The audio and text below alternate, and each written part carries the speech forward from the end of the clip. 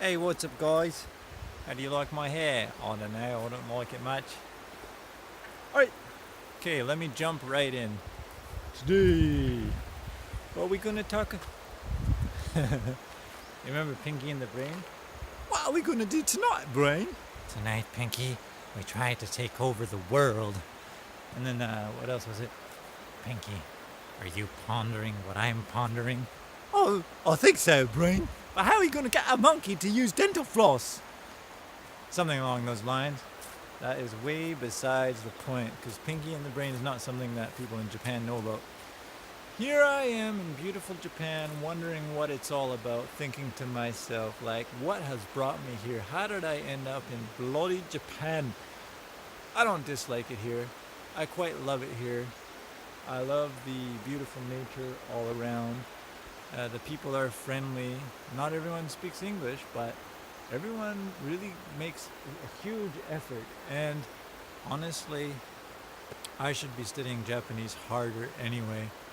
I've lived in Japan for about 4.5 years, and I still just kind of barely get by in Japanese. I mean, I can make my way through a conversation, I can talk to people at my school where I work, but sometimes I just can't cut it, you know?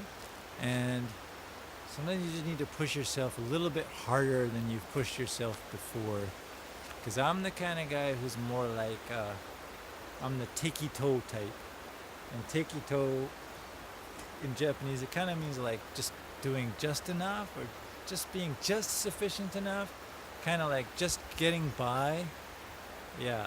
So for lots of things, I'm like that. And I think that's something that may need some changing, some fixing. You know, like, don't just try to get by. Sometimes you should push yourself, reach a little bit higher. Honestly, what I've been doing with a lot of my videos recently is also very takey-talk. Very takey-talk. Because recently, as you might have noticed, I just kind of post whatever happens to be on my videos, on my camera. I just post it, and right now it's a little bit kind of experimenting, a little bit maybe just being lazy, and a little bit that this is more just a hobby. This is not like something I'm trying to make a living out of. But if I were, I definitely should try to dig a little deeper and try to produce some real, proper content. On that note, I should warn those of you who are thinking about coming to Japan and working, possibly working as an assistant English teacher on a direct hire, also on like a sister city program, or even through a different company.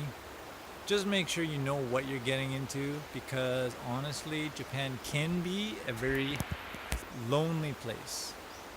It can be lonely because the culture is different, the language is different. At the same time, it can also be a real, I don't know what to call it, like lucky, a really great, like a blessing to be here as well.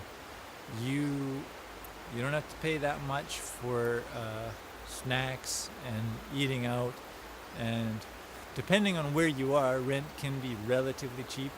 And there are people who will really try to help you, and there are people who will not really even notice you at all. They won't realize that you may be struggling at times. They'll only see what they think they see, right? Um, and of course, it could work the other way. If you come to Japan and you work here as a teacher of any sort, English teacher of any sort,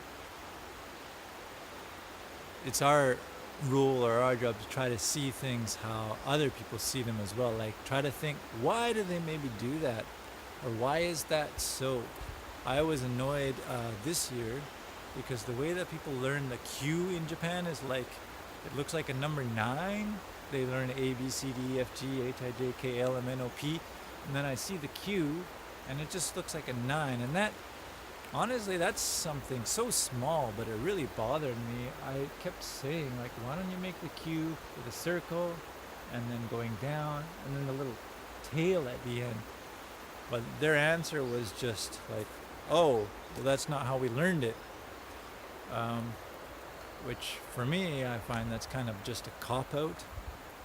But I'm trying to think maybe what the reason might be or how that might be perhaps the proper way. I don't know. I only know what I grew up with. And then also have to consider that there's a lot of different countries that speak English. There's America, USA, and Canada, and Australia, and England. And a lot of English would say that that's a lot of, people from the UK would say that's the original English, which I don't know. I probably couldn't argue with them there. I myself am technically European, maybe like, I don't know, I'm like a quarter Hungarian, Ukrainian, Irish, Swedish. So yeah, I've got some mix up in there. Anyway, yeah, so English is more flexible than we maybe think, I suppose. It's one way of looking at it. Where was I? What was I even talking about? And what is the point of this post here, this video? I guess it's perspective. Yeah. Try to have a wide perspective and try not to be so insistent on your opinion, because you might end up finding out that you're actually wrong. I've done that too a lot of times. Like for example, I used to correct people on their grammar and some grammar, and then I'd later find out that, oh, you know what? Actually, after I researched it more, I was wrong. A good example of that is when people say, "Her and I went to the restaurant yesterday." Oh man, I used to tell people, yeah, it's her and I went to the restaurant. Man, think about it. Break down that sentence into two sentences. Her went to the restaurant and I went to the restaurant. Her went to the restaurant and I went to the restaurant. You know what? You sound like you just started learning English. No way, come on. She and I went to the restaurant.